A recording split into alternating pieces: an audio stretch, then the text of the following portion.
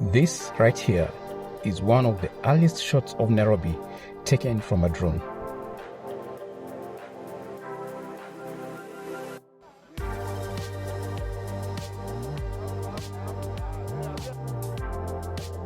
Fast forward 11 years later, and in June 2024, I captured these shots of Nairobi using a drone.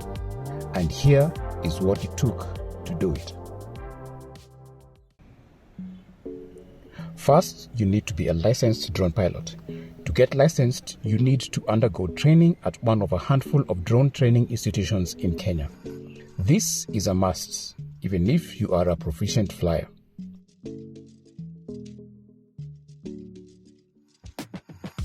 Next, you need to have a registered drone. This is done through the Kenya Civil Aviation Authority website.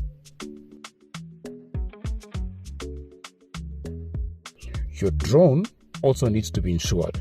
This is to protect you in the event people or property or the drone itself gets damaged during use.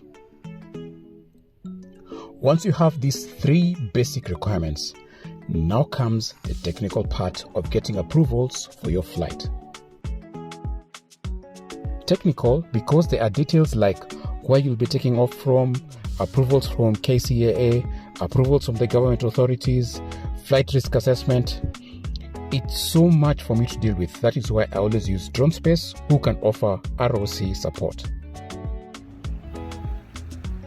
This allows me to concentrate on getting the shots while they get the necessary approvals.